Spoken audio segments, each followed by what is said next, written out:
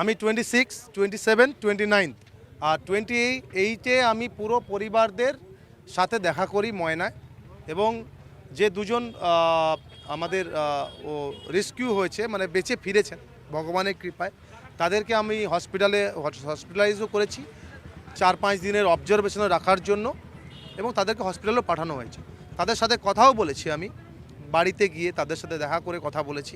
তারপরে আমি হসপিটালে হসপিটালে যাও, শরীরের অবস্থা ভালো না। তারা এখনও হতভম্ব একদম, তারা কিছু সেরকম বলতে পারছে না, যেটুকু বলার তারা বলেছে আমাকে। এবং সমস্ত পরিবারের সাথে দেখা করে মানে এতটাই খারাপ লাগছে যে কারো ওয়াইফ প্রেগনেন্ট, কারো 3 মাসের বাচ্চা, কারো 6 বছরের বাচ্চা, কারো 6খানা মেয়ে 3খানা বিয়ে হয়ে গেছে, কারো 11 বছরের বাচ্চা। আর আরও কিছু কিছু পরিবারের সাথে মিট করলাম, দেবাদিত্য দিন্ডার মতো, মাত্র 17 বছর বয়স। সরকার বলছে তো 10 লক্ষ টাকা করে ক্ষতিপূরণ এবং একজনকে সিভিকে চাকরি দেবে। হ্যাঁ, দেখুন, সরকার 10 লক্ষ ক্ষতিপূরণ আর সিভিক যাই দিক না কেন, যে ছেলেটা বাবা হারিয়েছে সেটা দিতে পারবে না।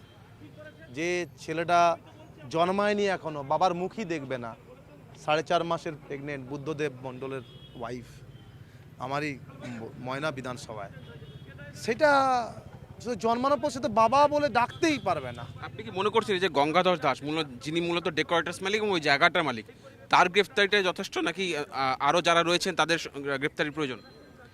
আমি মনে করি এই গঙ্গাধর দাসের মতো যত ফ্যাক্টরি আছে, এটা একটা ওয়েটল্যান্ডের উপরে দাঁড়িয়ে আছে। পশ্চিমবাংলাতে 2খানা ওয়েটল্যান্ড আছে, একটা হচ্ছে সুন্দরবন, 2 হচ্ছে আনন্দপুরের এই জায়গাটা।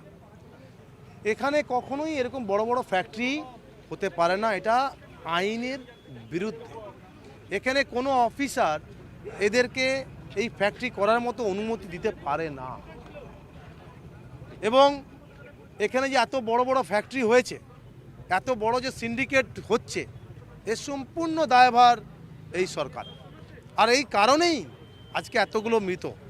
আজকে দেখবে 2 দিন পরে অন্য কারখানায় হতে পারে, একই problem, no fire brigade, no nothing, no road, আবার একই প্রবলেম, আবার 30 জন মরবে। শেষ কথা জিজ্ঞেস করছি, আগামীকাল শুভেন্দু অধিকারীকে যাওয়ার আসার অনুমতি দেওয়া হয়েছে, আজকেও বিরোধী দলনেতা আসছেন, আপনারা কি ভেতরে প্রবেশ করবেন? দেখুন, আমরা প্রবেশ করব, আমরা যেখানে আমাদেরকে আটকাবে আমরা সেখানেই ধর্ণা দেব, আমরা প্রবেশ করবই। আমরা শুভেন্দু অধিকারীকে বাধা দেবে এটা স্বাভাবিক।